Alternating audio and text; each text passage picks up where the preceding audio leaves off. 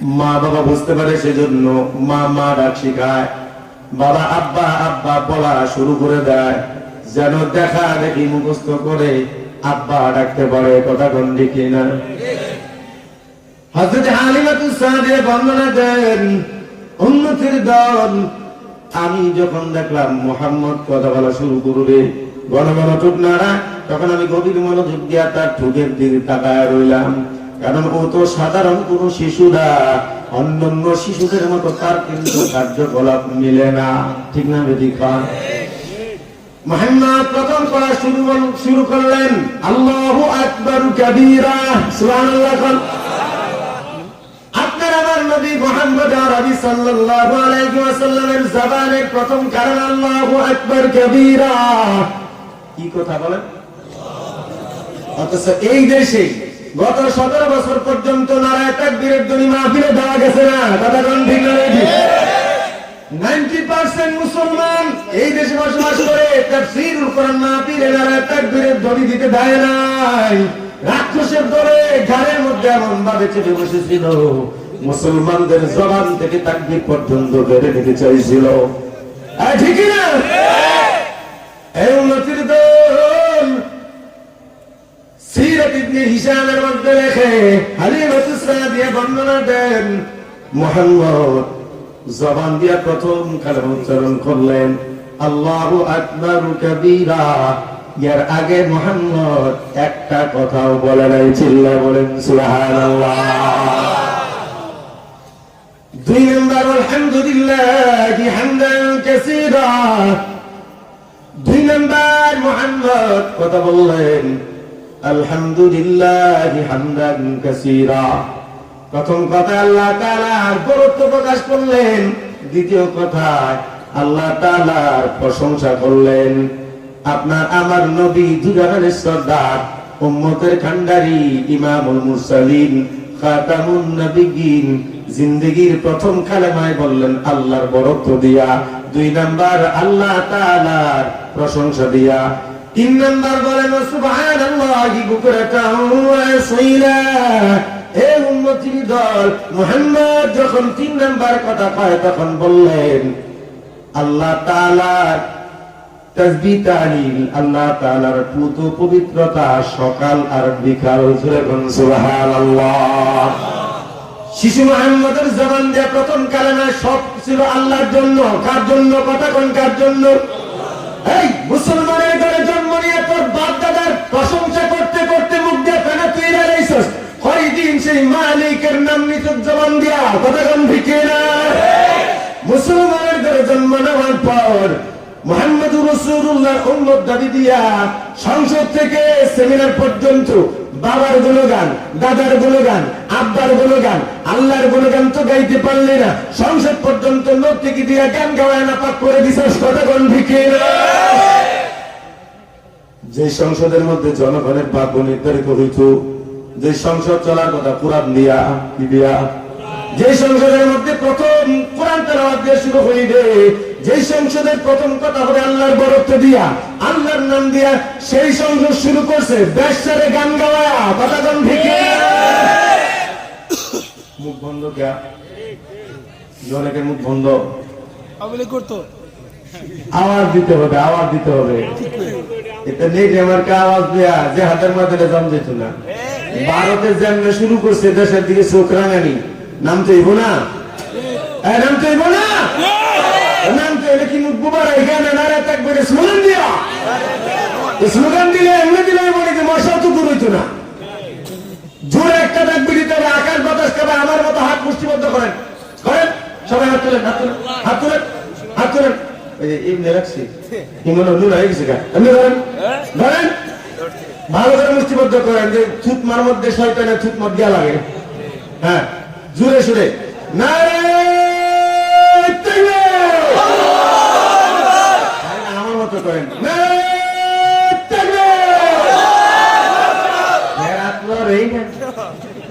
আরেকবার নারায়ে তাকবীর, হাত নামায় দেন। তারপরে হইছে না, কেমনে হইব? খেতের পেট হয়ে গেছে গুড়াম, এই হারাম খাইয়া, সুদ খাইয়া, ঘুষ খাইয়া পেটটা বড়, এজন্য লুঙ্গি কিন্তু নিচে নামিয়া যায়। রাসূল বলেন, আবু বকর রে, ইসলাম কিন্তু কঠিন ধর্ম না। তুমি যখন বুঝবা তোমার লুঙ্গি নিচে নামিয়া গেল, সাথে সাথে মনে হওয়া মাত্র লুঙ্গিটা উপরে তুলিয়া নাও।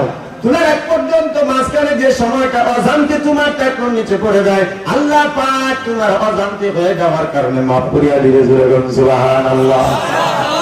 হযরত ওমর বডি দিয়েছিল, ইসলাম বডি, সিংহ পুরুষ, কথা গান ঠিক না বডি? মাথা থেকে পা পর্যন্ত চিকনা চাকনা মুখগুলো তাও দেয়া রাখতো। বডির মধ্যে শক্তি ছিল না, শক্তি ছিল কলিজায়। ইমানি পাওয়ার জজ্বা, শয়তান দেখে পর্যন্ত ভয় পালাইতো, জিনেরা পর্যন্ত মাপ চাইতো। হযরত ওমরের বডি দিয়ে কেউ ভয় পায় নাই, ভয় পাইছে কলিজার পাওয়ার দিয়া। কথা গান ঠিক না? গাদার দলে, রাক্ষসের দলে পাবলিকের টাকা মাইরা, বেগম পাড়ায়, কানাডায়, সুইস ব্যাংকে টাকা জমায়, এমনকি ঈদের রাস্তার ঈদ দিয়ে নিজের বাড়ি বানানো যায়, বিধবার টাকা মায়েরা খায়, এতিমের টাকা মায়েরা খায়।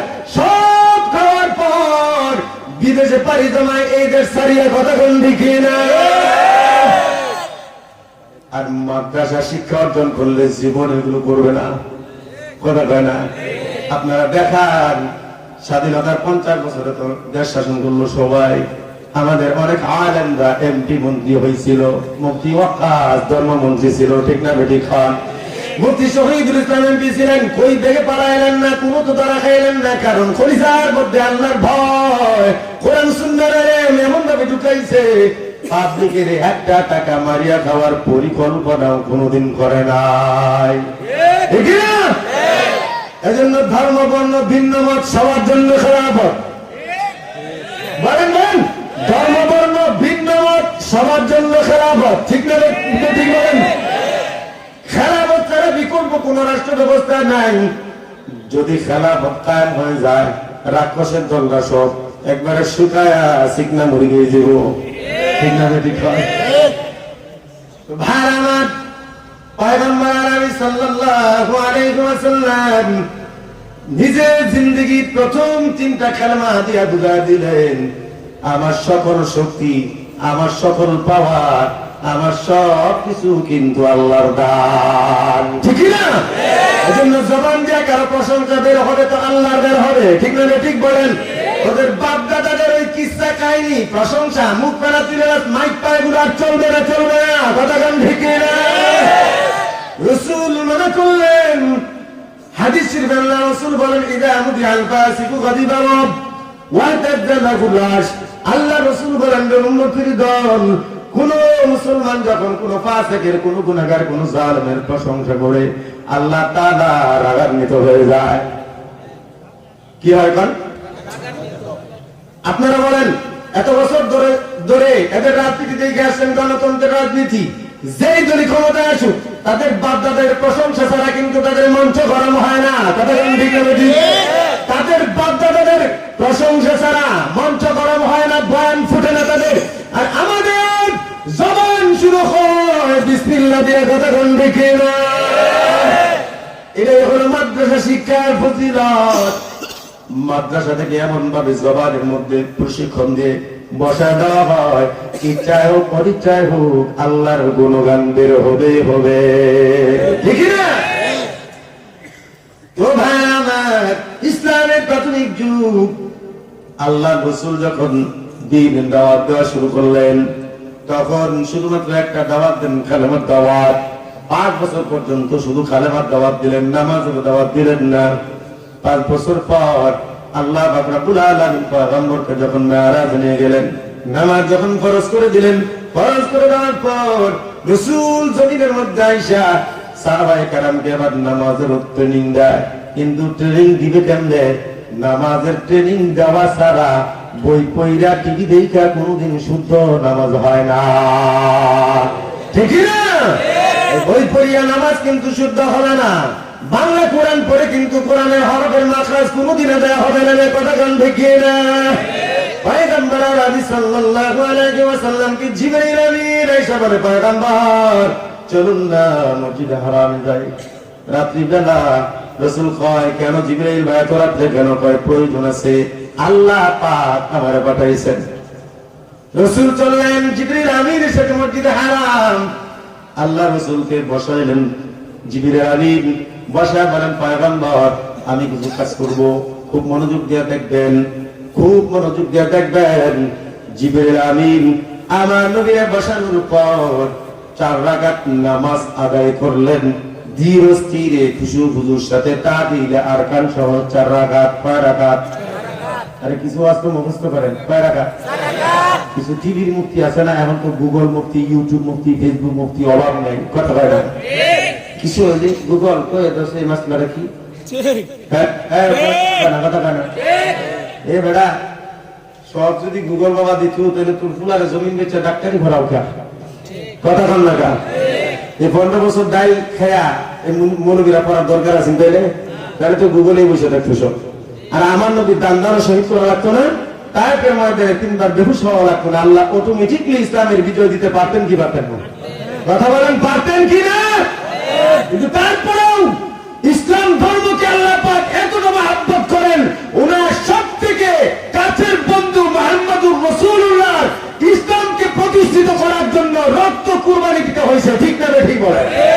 নারায়ে তাকবীর, নারায়ে তাকবীর, আল্লাহু আকবার। হামিদা খরাফাত, নাইতা শাহাদাত, হামদা খরাফাত,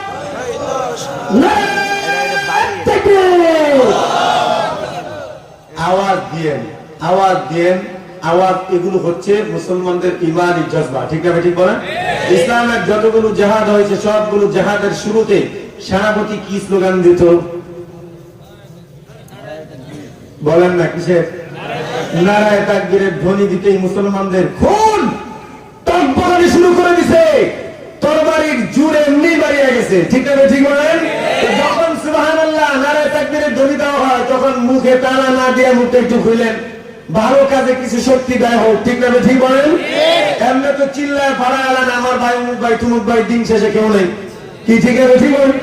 চার দোকানে বসলে বাপরে বাপ ও বড় মুক্তি গেছে, অমুক হুজুর বাড়ানা, অমুক হুজুর এমন আজ করে, অমুক হুজুর এই করে সেই করে, হুজুর ঘর ক্যাম্বাসারি তারে দিয়ে আসছে, কি ঠিক কিনা বলেন? তো জায়গা জায়গায় বুঝে পড়ে কথা বলবেন, ঠিক না? ঠিক।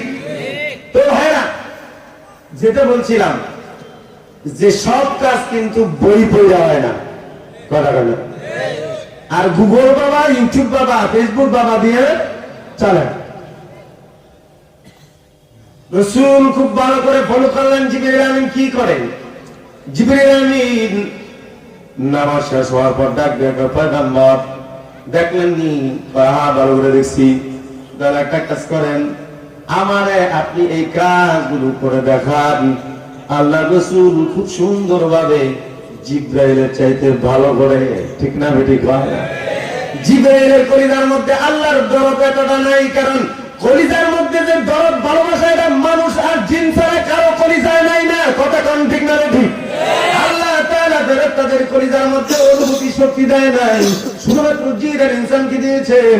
রাসূল কলিজা ভরা দরদ নিয়ে 4 রাকাত নামাজ আদায় করে দেখাইলেন। দেখানোর পর জিবরাইল আমিন বলেন, ও পয়গম্বর, এত সুন্দর নামাজ তো আমি পড়তে পারি নাই। ও পয়গম্বর, কেন আপনাকে এমন ভাবে ট্রেনিং দিলাম? আল্লাহ পাক সরাসরি আমারে শিখায়া আপনারে নামাজের ট্রেনিং দেওয়ার জন্য বলছে। আপনি এখন আপনার উম্মতদেরকে নামাজের ট্রেনিং দিবেন, এইভাবে নামাজ পড়তে বলবেন। তারপর রাসূল সাহাবীদেরকে যখন নামাজের ট্রেনিং দিতেন তখন বলতেন, সাল্লু কামা রাআইতুমুনি উসাল্লি। এ সাহাবায়ে কেরাম, তোমরা এমন ভাবে নামাজ পড়ো যেভাবে আমারে পড়তে দেখো। সুবহানাল্লাহ। তোমরা এমন ভাবে নামাজ আদায় করো যেমন ভাবে আমাকে নামাজ আদায় করতে দেখো। এটা বলে নাই রাসূল এমন ভাবে নামাজ পড়ো যেভাবে আমি পড়তে বলছি, বরং রাসূল বলেন আমি যেভাবে পড়ি ঠিক সেইভাবেই তোমরা পড়ো। সুবহানাল্লাহ। অন্যান্য ধর্ম যেগুলো আছে, তাওরাত কিতাব, ইনজিল, জবুর কিতাব যা আছে, রাসূলদেরকে অন্য নবীদেরকে আল্লাহ পাক এমন ভাবে প্র্যাকটিক্যালি কিন্তু ট্রেনিং দেয় নাই। সুবহানাল্লাহ। আমার আপনার নবী মুহাম্মদুর রাসূলুল্লাহ মেরাজের রজনীতে যাইয়া রাষ্ট্র পরিচালনা কেমন ভাবে করা লাগবে, উম্মতের মধ্যে বিচার ইনসাফ কেমন করা লাগবে, এই কাজগুলো আল্লাহ স্বয়ং ট্রেনিং দিয়ে দেখাইছেন। সুবহানাল্লাহ। এজন্য এই কাজগুলো মাদ্রাসার উস্তাদরা প্র্যাকটিক্যালি 7 বছরের বাচ্চা ইমাম হতে পারে। কথা কোন ঠিক না ঠিক? এই কথা কয় না, ঠিক কি না বলেন? মাদ্রাসার 7 বছরের বাচ্চাও কিন্তু মসজিদে ইমামতি করার মতো পূর্ণ প্রস্তুতি থাকে, হয়তো বয়সের কারণে পারে না। কথা কোন ঠিক না ঠিক? আর আপনার বয়স 50 থেকে 60, যদি তার করা বলি আলহামদুলিল্লাহ সুরাটা কোন লঙ্গি তো নষ্ট হয়ে যাব। কথা হয় না? ভাড়া রাসূল মক্কায় ছিলেন 13 বছর। কয় বছর? 13 বছর পর্যন্ত মক্কায় ছিলেন, মাদ্রাসা করতে পারে নাই। 13 বছর পর্যন্ত দ্বীনের দাওয়াত খন্ড খন্ড ভাবে করছেন। নতুন নতুন মুসলমান হয়েছে জায়গায় জায়গায় থেকে রাসূলের কিনারে খবর পাঠালেন, পয়গম্বর আমাদের কাছে একজন কারি পাঠায় দেন, ভালো একজন কারি পাঠায় দেন, যেন তার মাধ্যমে আমরা কোরআন তেলাওয়াত শিখতে পারি আর নামাজ শিখতে পারি, দ্বীনের আহকাম গুলো জানতে পারি। আল্লাহ রাসূল নির্বাচিত কারি এবং আলেমদেরকে ও সমস্ত জায়গায় পাঠায় দিতেন প্র্যাকটিক্যালি দ্বীন শিক্ষা দেওয়ার জন্য। এইভাবে 13 বছর পর্যন্ত মক্কায় থাকার পর যখন আর পারলেন না, আল্লাহ পাক আদেশ দিলেন, ও পয়গম্বর মদিনায় আপনার জন্য একটা সুন্দর মাঠ রাখছি, মদিনার মানুষগুলো আপনাকে জান প্রাণ আর মাল ও দৌলত দিয়ে আপনার সহযোগিতা করবে। রাসূল চলে গেলেন মক্কায়, মসজিদে নববী নির্মাণ করলেন। মসজিদে নববী নির্মাণ করার পর ওখানে সাহাবায়ে কেরাম রাসূলের কাছে দ্বীন শিখে, আলেম শিখে, মাদ্রাসার ইতিহাস, পৃথিবীতে প্রথম মাদ্রাসা কায়েম করলেন পয়গম্বর মুহাম্মদ। সুবহানাল্লাহ কোন? আর জোরে কোন? এই সবাই কয় না? মাদ্রাসার ইতিহাস মুসলমান হিসেবে জানা দরকার আছে না? কি মাদ্রাসা কায়েম করছেন? আলিয়া, কথা কয় না? আলিয়া কলেজ, ভার্সিটি, মারপিডি। ভার্সিটির নাম আমি মাঝে মাঝে মারপিডি কই, এর লেগে এটার মধ্যে মারামারি একটু বেশি হয়। ঠিক আছে, ঠিক হয়। যত ধরনের উল্টা পাল্টা কই হয় মারপিডি। ভাই আমার, আবু হুরায়রার মতো বড় বড় মুহাদ্দিস, আব্দুল্লাহ ইবনে মাসউদের মতো বড় বড় মুফতি, আব্দুল্লাহ ইবনে আব্বাসের মতো বড় বড় মুফাসসির, এগুলো রাসূলের মসজিদে নববীর বারান্দায় মাদ্রাসা থেকে বড় বড় আলেম হইছে। জোরে বলুন সুবহানাল্লাহ। রাসূল সাহাবায়ে কেরামকে ইলম শিক্ষা দিতেন। সাহাবায়ে কেরাম কোন বর্ণনায় পাওয়া যায় কমপক্ষে 70 জন সাহাবী ছিল মসজিদে নববীর বারান্দায়। কয়জন? মাদ্রাসায় 70 জন সাহাবী পড়াশোনা করতেন। বিছানা ছিল খেজুরের পাতার চাটাই, এখানেই পড়ে থাকতেন, খাবার খাওয়ার জন্য যাইতেন না। হযরত আবু হুরায়রা তো এমন হয়ে যাইত 3 দিন পর্যন্ত না খাওয়ার কারণে পেটের ব্যথা খিচুড়ি রোগ হয়ে যাইত। সাহাবায়ে কেরাম ভাবতেন মনে হয় কোনো খিচুড়ি রোগ হয়েছে, বিভিন্ন পন্থা অবলম্বন করতেন। হযরত আবু হুরায়রা কষ্ট করে জবাব দিতেন, নো সাহাবায়ে কেরাম, না না, আমার কিন্তু আসলেই তেমন কোনো খিচুড়ি রোগ নাই। তোমরা হয়তো জানো না, আজকে 3 দিন পর্যন্ত আমার পেটের ভিতরে কোনো দানা না যাওয়ার কারণে এমন পেটের ব্যথা পীড়ায় ভুগতেছি, এজন্য আমার খিচুড়ি হয়েছে। তো সাহাবায়ে কেরাম বলতেন, তাহলে খাইতে যাও না কেন? হযরত আবু হুরায়রা বলতেন, কেমনে যাবো? যদি আমি চলিয়া যাই, মাঝখান দিয়া যদি নবী কোনো হাদিস বলে দেয়, তাহলে আমি আবু হুরায়রা ওই হাদিসের ইলম থেকে মাহরুম হয়ে যাব, ঠিক না? এজন্য আমরা কওমি মাদ্রাসা আবাসিক সিস্টেম চালু করছি। কথা কোন ঠিক না ঠিক? কথা কয় না? এজন্য আমরা মাদ্রাসা কায়েম করছি কওমি মাদ্রাসা আবাসিক সিস্টেম। কারণ আবাসিক সিস্টেম থাকলে 24 ঘন্টায় উলামায়ে কেরামের নজরদারিতে থাকে এবং 24 ঘন্টা একটা রহমতের ভিতরে থাকে। উলামায়ে কেরামের নজরে থাকে, ইচ্ছা করলেও কিন্তু কোনো অন্যায় করার সাহস পায় না। কথা কোন ঠিক না? আর আপনি আপনার আব্দুল্লাহ বাসায় রাখেন, বাসায় 32 ইঞ্চি এলইডি টেলিভিশন আছে এবং মোবাইল আছে। রাত 2টা পর্যন্ত টেলিভিশন দেখার পর আবার মোবাইল নিয়ে মুতালা করে। কথা কয় না? মুতালা কইরা ঘুমায় শেষবেলায়, সকাল ফজরের নামাজ নাই, সূরা ইয়াসিনের আমল নাই, একটা প্রশ্ন আসে না। 8টা-9টার সময় মাদ্রাসায় যায়, ঘুম ঘুম চোখে কিছু পড়ে আর কিছু ছেড়ে দেয়, ঠিক না? যখন উস্তাদ পীরাই পড়া পারনাশক যখন শাসন করে তখন এই বেয়াদব গার্জেনটা ডাক দেয়া কই, এই মৌলবি কই রে, আমি টিহা দিয়া পরে আমার সেগুলারে মালিকা আছে না নাই? এই বেয়াদব মা বাবার কারণে সন্তান আলেম হয় না। যে সমস্ত গার্জিয়ান তার ছেলের শাসন করার কারণে উস্তাদরে গিয়ে এমন ভাবে ধমকায় হুমকি দেয়, আল্লাহর জাতের কসম করে বলি তার সন্তান কোনোদিন আলেম হয় না, হাজার মাদ্রাসা পাল্টায়, কথা কোন ঠিক না? কারণ রাসূল বলেছেন, আদানি রব্বি বাসানা তাদিবি, আমার আল্লাহ আমার আদব শিক্ষা দিয়েছেন, এজন্য আমার আদব দুনিয়া সব থেকে সুন্দর। সুবহানাল্লাহ।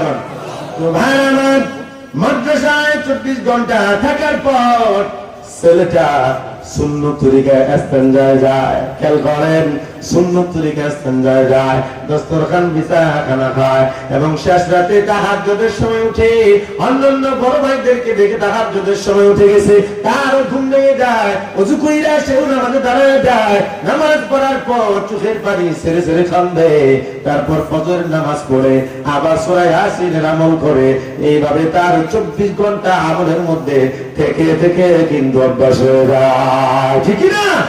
আমরা আদর্শবাদী নাগরিক বানাই। একটু মনোযোগ দিয়ে শুনেন, পৃথিবীর মধ্যে একটা মাত্র কারখানা যারা আদর্শ মানুষ বানায় সেটা হলো কওমি মাদ্রাসারা। কথা কোন ঠিক না? পৃথিবীর মুখে অন্য কোন এমন পাঠশালা নাই, বিদ্যালয় নেই যেখানে এমন ভাবে একটা মানুষকে চারিত্রিক ভাবে আদর্শ ভিআইপি নাগরিক বানানো যায়। মদ নেশা তো প্রশ্ন আসে না। পৃথিবীর এমন কোন কারখানা নাই যে কারখানায় 24 ঘন্টা মানুষটারে নজরদারি কইরা চরিত্রবান বানা দেয়। কথা কোন দেখে না? উস্তাদের সামনে সামনে তাকে জোরে কথা বলা পর্যন্ত পারে না একটা ছেলে না। কথা কোন ঠিক না? ঠিক। একটা বাচ্চা জুড়ে আওয়াজ করে পর্যন্ত কথা বলতে পারে না, বেয়াদবি হয়ে যাবে। আল্লাহ তাআলা বলেন, ইয়া আইয়ুহাল্লাযীনা আমানু লা তারফাউ আসওয়াতাকুম ফাওকা সাওতিন নাবিয়্যি ওয়া লা তাজহারু بالقول كجهر بعضكم لبعض أن تحبط أعمالكم وأنتم لا تشعرون। আল্লাহ ইমানদারের দল রাসূলের সামনে জুড়ে জুড়ে চিল্লায় চিল্লায় কথা বলবি না, বেয়াদবি হয়ে যাবে, কখন তোমাদের আমল ধ্বংস হয়ে যাবে কেউ পাইবে না। মুফাসসিরিন কেরাম লেখেন, এই আয়াতের দ্বারা বোঝা যায় ছাত্র তার উস্তাদের সামনে চিল্লায় কথা বলতে পারবে না, স্ত্রী তার স্বামীর সামনে চিল্লায় কথা বলতে পারবে না, ছোট বড় ভাইয়ের সামনে চিল্লায় কথা বলতে পারবে না, মুক্তাদি ইমামের সামনে জুড়ে চিল্লায় কথা বলতে পারবে না। এগুলো আদব আল্লাহ আমাদেরকে শিক্ষা দিয়েছে। কথা কোন ঠিক না? কই ভাবে এগুলি? কোথায় ভাবে? এগুলো কওমি মাদ্রাসা ছাড়া কোথাও পাওয়া যায় না। ঠিক না? আমার ভারত সাহাবায়ে কেরাম খাবারের অভাবে মুক্তেন, তারপরে রাসূলের মাদ্রাসা ছেড়ে যায় নাই। আমরা তো কওমি মাদ্রাসায় এমন ভাবে পড়াশোনা করাই, দেখা যায় এখন তো খাবারের মান কিছুটা ভালো হয়েছে। বিগত দিনে এমন ভাত আমরা খাইছি, ভাতের সাথে অর্ধেক কালো কাট্টা কিরা ছিল। ডাল এমন খাইছি, ডালের মধ্যে সম পরিমাণ ডাল না পাওয়া গেলেও কাট্টা কিরা পাওয়া গেছে। কথা কোন ঠিক না? ঠিক। জামে ইসলামে যখন পড়াশোনা করতাম ডাল পূজা পাই নাই, কিন্তু কাট্টা কিরা কালা কালা কিরা কিন্তু ঠিকই পয়সা রয়েছে। কথা পায় না। কষ্ট না করলে কিন্তু আলেম হওয়া যায় না। এজন্য দেখবেন চেয়ারম্যান, এমপি, মন্ত্রী পুলারা কোনদিন আলেম হয় না। ঠিক না? কারণ কি? কারণ 82 জীবন দিয়ে আলেম আসে না। কথা কোন ঠিক না? ঠিক। 82 জীবন দিয়া এলেম আসে না। খাবারেরও কিছু সীমিত লিমিটার আছে, এগুলো ছাড়া কিন্তু আপনার আলেম ঢুকবে না। ইমাম শাফি রাহমাতুল্লাহি আলাইহি ছাত্র অবস্থায় তার উস্তাদ ফকির কাছে গিয়ে প্রশ্ন করেন, অভিযোগ দায়ের করেন, ও উস্তাদ, আমি যা পড়ি সব ভুলে যাই, মনে থাকে না। আমি পড়ি, মুখস্থ করি, কিন্তু ভুলে যাই। উস্তাদ ও কি বলেন? ইমাম শাফি গিয়া বলেন, শাকাউতু ইলা ওয়াকিদিন সুআইজি আওসানি ইলা তারকিল মাসি فإن العلم نور من إلهي ونور الله لا يعطى لعاصي। ওয়াকিয়াত উপদেশ, হে ইমাম শাফি, তুমি গুনার কাজগুলো ছেড়ে দাও। ভালো করে শুনেন, গুনার কাজগুলো ছেড়ে দাও, ছাত্র ভাই যারা আছো তারাও মনোযোগ দিয়ে শোনো। গুনার দ্বারা ব্রেন কমে যায়, গুনার দ্বারা জেহেন শক্তি কমে যায়, গুনার দ্বারা ঈমান আমাদের নূর কিন্তু মুছিয়া যায়। গড়াগণ দেখি না কি বলতেছেন শাফি, গুনাহগুলো ছেড়ে দাও। ফাইনাল ইলমা নূরুম মিন ইলাহি, এ শাফি এলেম এটা আল্লাহর নূর। এটা কার নূর বলেন? কার নূর? এলেম এটা আল্লাহর নূর। ওয়া নূরুল্লাহি লা ইউতাআসি। ও শাফি, গুনাহগারকে আল্লাহর ওই নূর কিন্তু দেয় না। যেই কলিজার মধ্যে গুনার অন্ধকার আছে, যেই কলিজার মধ্যে হারামের অন্ধকার আছে, যেই কলিজার মধ্যে গুনার অন্ধকার, যেই চোখের মধ্যে গুনার অন্ধকার, যে জবানের মধ্যে মিথ্যার অন্ধকার, এগুলো যে বডির মধ্যে আছে, এই জবান দিয়ে পড়তে হয়, চোখ দিয়ে দেখতে হয়। গুনায় যদি এগুলো অন্ধকার থাকে, কলিজার মধ্যে আলেম ঢুকবে না। কথা কোন দেখে না, পিছনে কথা দেখে। তো ভাই আমার সাহাবায়ে কেরাম না খায়া পড়ে থাকতেন, তারপরও হারাম তো ঢুকাইতেন না, এজন্য তাদের কলিজা বড় পাকা। করা হয় না? এরপর একদিনকার ঘটনা, হযরত আবু হুরায়রা রাদিয়াল্লাহু তাআলা আনহু কয়েকদিন হয়ে গেল খাবার খায় না। না খাওয়ার কারণে সকলেরই অভাব। সাহাবায়ে কেরামের ঘরে খাবার নাই, হযরতে রাসূলের ঘরে খাবার নাই। ঈশা নামাজের সময় হযরত আবু হুরায়রা রাদিয়াল্লাহু তাআলা আনহু জামাতে নামাজ পড়তে গেলেন। নামাজ পড়িয়া সবার আগে ঈশা বারান্দায় দরজার সামনে শুয়ে গেলেন। বুঝলেন, দেখি যদি আমার কোন বন্ধু বান্ধব সাহাবায়ে কেরাম যদি দয়া কইরা মেহমান বানায় দেয়, তাহলে আমার ক্ষুধার তাড়না মিটিয়ে যাবে। সওয়ালও তো করা যায় না, এজন্য শুয়ে রইলেন। একজন একজন করে বের হয়ে গেল। আসলেন হযরত উমর। হযরত উমর আবু হুরায়রার চেহারার দিকে তাকানোর পর মায়া লাগলো, কিন্তু চোখ দিয়া পানি বের হইল। কিছুই বলতে পারলো না, কারণ তারও তো ঘরে খাবার নাই। হযরত আবু হুরায়রা বলেন, আমি নজর করিয়া দেখি আজ হযরত উমরের টুটু শুকনা, মুখটাও কেমন শুকনা শুকনা, দেখেই বোঝা যায় মনে হয় উনিও কয়েকদিন ধরে ভালো করে খাবার খায় না।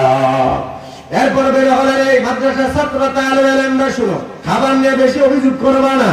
কথা কয় না? খাবার নিয়ে বেশি অভিযোগ করবা না। তোমরা হাদিসে পড়বা রাসূলকে, রাসূল এক জায়গায় দাওয়াত খেতে গেছেন সাহাবায়ে কেরাম নিয়ে।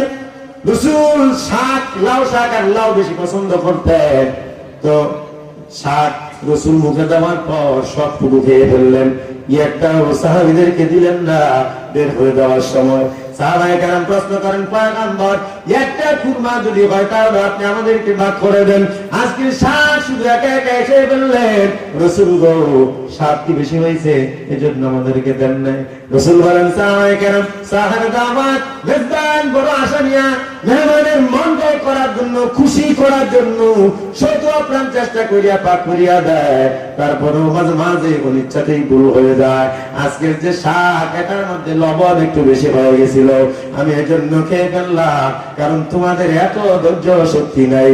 তোমরা হয়তো শাক মুখে দেওয়া মাত্রই বলবা, কি খাইতে হবে, এটা তো মাংস খাইবি রে। এই কথা কেন আসেনি? বেগম সারাদিন কষ্ট করে, এত কষ্ট করে পাক করে, এদিক সেদিক যদি হয়ে যায়, ইনি কি মাংস খায় রে, তোরে বিয়া করলে আমার জীবনটাই তোর এত হয়ে গেছে। এই কথা হয় না? তুই 2 দিন পাক করে খাওয়া দেখ, কথা কর না কেন? এজন্য রাসূল বলতেছেন, সাহাবায়ে কেরাম খাবারের দুধ দেওয়া যাবে না। ওই যে মেজবান, ও অনেক কষ্ট করিয়া কিন্তু হাজার চেষ্টা করে তার সামর্থ্যের ভিতর মেহমানের মন খুশি করার জন্য অজান্তে এগুলো হয়ে যায়। একটু লবণ বেশি হয়ে গেছে, হয়তো তোমরা হজম করতে পারবা না। মেজবানের সামনে হয়তো যদি বলে দাও শাকের মধ্যে লবণ দিতে হয়ে গেছে, মেজবান তার মনের মধ্যে বড় কষ্ট পাবে। হায় হায় রে, রাসূলের সাথে সাহাবায়ে কেরাম ছিল, তাদের মন খুশি করতে পারলাম না, এই কষ্ট তারে কিন্তু বড় কষ্ট দিবে। এজন্য সাহাবায়ে কেরাম, আমি নিজে সবটুকু খেয়ে ফেললাম, কোনো অভিযোগ নাই। তবে এটুকু মনে রাখো, সামনে থেকে এটা মনে রাখবা, মেজবানের সামনে বা কারো সামনে খাবারের কোনো দুধ ধরবা না, যদি হালাল হয়। সুবহানাল্লাহ বলেন, সুবহানাল্লাহ। এখন তো সব উল্টে গেছে গা। মাঝে মাঝে ফেসবুকে দেখি যে মাদ্রাসার ছাত্ররা খাবারের লেগে আন্দোলন করে। কিছু গাইছে রে বাবা, কিছু হইলেই ফেসবুক, কিছু হইলেই ফেসবুক। হুজুরের বিরুদ্ধে কিছু কথা অভিযোগ আছে, ফেসবুকে এসে রাজ মারে। কি ঘোষক শুরু হয়ে গেছে, কথা বলেন না কেন? সত্য মিথ্যা যাচাই ছাড়া কোনো কিছু শেয়ার করা, কোনো কিছু বলে দেওয়া হারাম। কি বলেন? তো ভাই আমার হযরত আবু হুরায়রা রাদিয়াল্লাহু তাআলা আনহু শুয়েছেন। তারপর হযরত ওমর চলে যাওয়ার পর বের হলেন হযরত আবু বকর। হযরত আবু বকর বের হইয়া দাঁড়ালেন। দাঁড়ায় দেখে আবু হুরায়রা চোখ বন্ধ করে আছে। আবু হুরায়রা নিজেই বর্ণনা দেন, আমি চোখের পাত দিয়া আর চোখে তাকায় দেখলাম হযরত আবু বকর দাঁড়াইলেন। দাঁড়ায় আমার দিকে তাকায়া চোখের পানি ছাড়লেন। আমি দেখলাম তাকায়া আবু বকরের চুলগুলো কিন্তু শুকনা শুকনা দেখা যায়, চেহারাও কেমন শুকনা দেখা যায়। বুঝতে পারলাম আবু বকর কিন্তু হয়তো খায় নাই। এদিকে আমার কিন্তু ক্ষুধার তাড়নায় পেট আর পিঠ কিন্তু একসাথে লাগিয়া গেছে, সহ্য করতে পারি না। বড় কষ্ট করে নামাজ পড়ে এখানে শুয়ে রইলাম, কেউ তো আগে আসে না। শেষ মাত্র একজন, যিনি হলেন উম্মতের কান্ডারি নবী মুহাম্মদুর রাসূলুল্লাহ, উনি ধীরে ধীরে বের হইলেন। কারণ ইমামরা তো সবার পরেই বের হয়, গোটা ঘন্টে গেটা ইমামের অনেক দায়িত্ব থাকে, এজন্য পরে বের হয়। রাসূল ধীরে ধীরে যখন বের হয়, সামনে দেখেন হযরত আবু হুরায়রা এমন ভাবে শুয়ে আছে, পেটটা ঠিক কিন্তু একবারে লাগিয়া গেছে। আবু হুরায়রার কিনারা যাইয়া রাসূল হযরত আবু হুরায়রার কাছে বসলেন। বসে আবু হুরায়রার মাথাটা রাসূলের রানের উপর রাখলেন। সুবহানাল্লাহ। কপাল বালা সাহাবায়ে কেরাম ছিল। রাসূল যখন আবু হুরায়রা রাদিয়াল্লাহু তাআলা আনহুর মাথা রাসূলের রানের উপর রাখা, আবু হুরায়রার গাল আর মুখটা রাসূল নিজের হাতে মুছিয়া দেয়। আবু হুরায়রা রাদিয়াল্লাহু তাআলা যখন আনন্দে চোখের পানি ছেড়ে দেয়, রাসূল চোখের পানি মুছে দেয়া ডাক দেয়, আবু হুরায়রা কাঁদিস কেন? আবু হুরায়রা রাদিয়াল্লাহু তাআলা আনহু বর্ণনা দেন, পয়গম্বর এতক্ষণ পর্যন্ত তো কষ্ট ছিল, কিন্তু এখন আপনি যখন আমার মতো গুনাহগারের মাথা আপনার রানের উপর রাখলেন, নিজের হাত দিয়া যখন আপনি আবার চেহারা মুছে দেন, আমার চোখের পানিগুলো মুছে দেন, পয়গম্বর আল্লাহ জাতের কসম করে বলি, সব খোদা আমার কোথায় হারিয়ে গেছে খবর নাই, আনন্দের চোখে চোখ দিয়ে আনন্দ অশ্রু বের হয়ে গেছে। জোরে বলেন সুবহানাল্লাহ। এই যে আবু হুরায়রা খোদার তাড়নায় এত কষ্ট করে পরে মসজিদে নববীর বারান্দায় পড়ে রয়েছে, দেখে সব থেকে বেশি হাদিস বর্ণনা করছেন আবু হুরায়রা। সুবহানাল্লাহ বলেন সুবহানাল্লাহ। রাসূল এবার হযরত আবু হুরায়রা রাদিয়াল্লাহু তাআলা আনহু বলেন, আবু হুরায়রা রে চল দেখি বাড়ি যাই, দেখি আমার ঘরে কোনো কিছুর ব্যবস্থা আছে কিনা। হযরত আবু হুরায়রা নিয়ে রাসূল নিজের ঘরে গেলেন, যাইয়া করে জিজ্ঞেস করলেন কোনো কিছু আছে কিনা। সামান্য ছোট্ট একটা আনার মধ্যে কিছু দুধ আছে, বকরির দুধ। রাসূল এটুকু নিয়ে আসলেন। আয়েশা বলতেছেন, ও আবু হুরায়রা, মসজিদের মধ্যে কি আরো সাহাবী এমন আছে যারা খায় নাই? আবু হুরায়রা রাদিয়াল্লাহু তাআলা আনহু বলেন, পয়গম্বর আরো অনেক সাহাবী আছে যারা খায় নাই। রাসূল বলেন, তাদের কেউ নিয়ে আয়। আবু হুরায়রা বলেন, আমার পেটে যেই পরিমাণ ক্ষুধা, আমি দুধের পেয়ালার দিকে তাকায় মুসকি মুসকি হাসলাম আর বললাম, এটুকু তো আমার পেটের এক কোণায় পড়বে না। রাসূল আবার কয়, আরো সাহাবী নিয়ে আয়। তারপর রাসূলের কথা মানার জন্য আমি মসজিদে নববীর বারান্দায় গেলাম, যাইয়া দেখি সাহাবা যারা ছিল তাদের নিয়ে আসলাম। আসার পর রাসূল বলেন, আবু হুরায়রা বিসমিল্লাহ বলে ডান দিক থেকে পান করানো শুরু কর। আবু হুরায়রা বিসমিল্লাহ বলে পান করানো শুরু করলেন। সবাই খাওয়ানোর পর হযরত আবু হুরায়রা রাসূল বলেন, দেখি পেয়ালার মধ্যে দুধ আছে নাকি? আবু হুরায়রা বলেন, পয়গম্বর দুধ যেটুকু দিছিলেন সেটুকুই তো আছে, বিন্দু পরিমাণ কমে নাই। চিল্লায় সুবহানাল্লাহ বলেন। আল্লাহ তাআলা বলেন, ওয়ালাউ আন্না আহলাল কুরা আমানু ওয়াত্তাকাউ লাফাতাহনা আলাইহিম বারাকাতিন মিনাস সামাই ওয়াল আরদ ওয়ালাকিন কাযযাবু ফাআখাযনাহুম বিমা কানু ইয়াকসিবুন। আল্লাহ তাআলা বলেন, যদি কোন গ্রামবাসী বা জনপদবাসী যদি ঈমান আনার পর আমি আল্লাহর যদি খাঁটি ভাবে ভয় করে, আমি আল্লাহ আসমান থেকে বরকতের দরজা খুলিয়া দেয়, সুবহানাল্লাহ। জমিন থেকে বরকতের দরজা খুলিয়া দেয়, কিন্তু ঈমান আনার পর পরিপূর্ণ তাকওয়া অর্জন করা লাগবে। এবার হযরত আবু হুরায়রা রাদিয়াল্লাহু তাআলা আনহু পয়গম্বর বলেন, আবু হুরায়রা রে, আবার বিসমিল্লাহ বলিয়া সাহাবীদেরকে পান করা। হযরত আবু হুরায়রা বলেন, ভাবছিলাম এবার বুঝি রাসূল আমারে পান করতে বলবে, আমার প্রতি খোদা কিন্তু যায় নাই, আমারে রাসূল কিন্তু শাহিদার বানায়া সবাই খাওয়ায়। দ্বিতীয়বার খাওয়ানোর পর রাসূল আবার বললেন, আবু হুরায়রা রে, আরো দুধ আছে। আবু হুরায়রা বলেন, দুধ তো পরিপূর্ণ আছে, এক বিন্দু পরিমাণও কমে নাই। চিৎকার দিয়ে বলেন সুবহানাল্লাহ। আর একটু জোরে কর। বরকত কি জিনিস বর্তমানের মুসলমানরা বুঝতেই চায় না, কথা কোন ঠিক না ঠিক? বরকত কাকে বলে, বরকত কি জিনিস বর্তমানের ইমানদাররা বুঝতেই চায় না। বরকত ধরে নিছে সুদের টাকার মধ্যে, 100-র মধ্যে 20টা বরকত, এই কথা কেন? হারাম ধরে বরকত বানায়, 100 টাকা 20 টাকা বরকত, ডেলি 100 টাকা 20 টাকা দিবি, কথা কোন ঠিক না ঠিক? অথচ বরকত তো দিবেন আল্লাহ, কথা কোন ঠিক না ঠিক? তৃতীয়বার সবাই খাওয়ানোর পর পয়গম্বর ডাক দেয়া বলেন, আবু হুরায়রা, পেয়ালাটা কি পরিমাণ দুধ আছে রাসূল পড়াস, এবার তুই বিসমিল্লাহ বলে পান করা শুরু কর, সুবহানাল্লাহ। কোন হযরত আবু হুরায়রা বলেন, আমি বিসমিল্লাহ বলে পান করা শুরু করলাম। তারপর পয়গম্বর বলেন, আবার খা। তৃতীয়বার রাসূল বলতেছেন, সব সাহাবায়ে কেরামকে 3 বার করে খাওয়াইলি, তুইও 3 বার খা।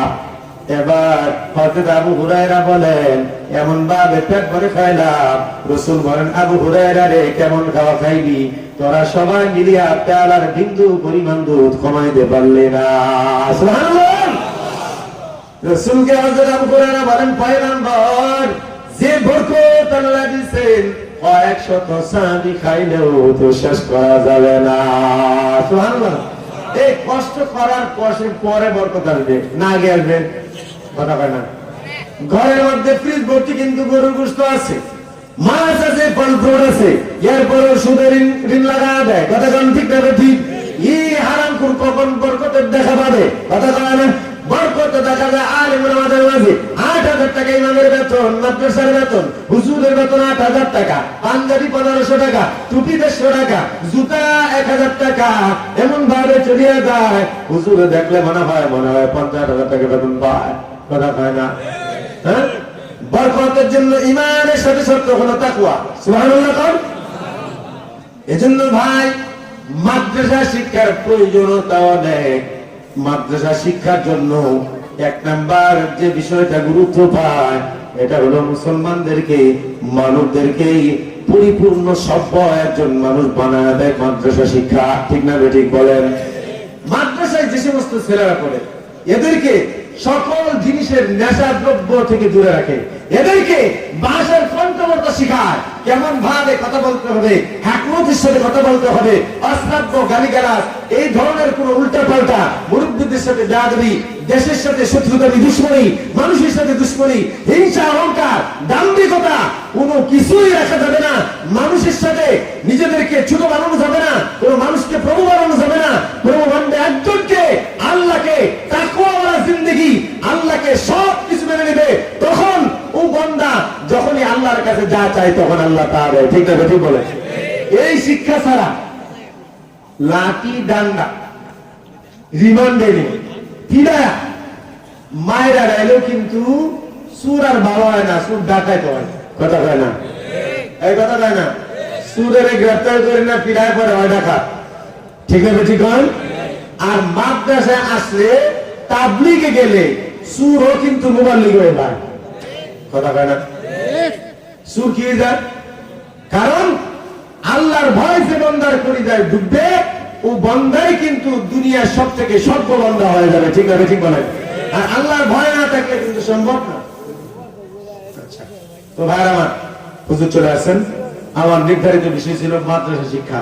আমি শেষ কথা বলে দিচ্ছি, হুজুরের সামনে সময় নিতেছি না, শুধু এটুকু বলে যাই, আজকে আমাদের দুশ্মন কিন্তু বিধর্মীরা না, মনে রাখবেন, আমাদের দুশ্মন বিধর্মীরা না, আমাদের দুশ্মন আমাদের মুসলমান ভাইরা মুসলমান নামের মুনাফিক জাতি ভাইরা যারা উলামায়ে কেরামদেরকে ভিনদেশী ভাবতে চায়, যারা উলামায়ে কেরাম হক কথা বলার কারণে যাদেরকে উলামায়ে কেরামদেরকে বিভিন্ন প্রকার হয়রানি মামলা মুকদ্দমা দিয়ে জেলখানায় বন্দী করে মাদ্রাসা শিক্ষার ব্যাঘাত ঘটাতে চায়, ছাত্রা চত্বরে উলামায়ে কেরামকে বেইজ্জতি হেনস্থা খুন খারাপি করে উলামায়ে কেরামকে দমায়ে দিতে চাইছিল, যে উলামায়ে কেরাম বড় বড় আমাদের রাহবার আগামী বুজুর্গ তাদেরকে বেইজ্জতি করেছে, কিন্তু আল্লাহ পাক তাদেরকে এমন ভাবে পাল্টা বেইজ্জতি করে দিয়েছে যে জাতি আর কোনোদিন বলবে না। ঠিক না ঠিক বলে? এজন্য আমরা উলামায়ে কেরামের মাথা হাতে থাকবো, মাদ্রাসার পাশে থাকবো ইনশাআল্লাহ। ইনশাআল্লাহ আল্লাহ পাক আমাদেরকে কবুল করেন, আমাকে এবং আপনাদের সবাইকে আমল করার তৌফিক দান করেন।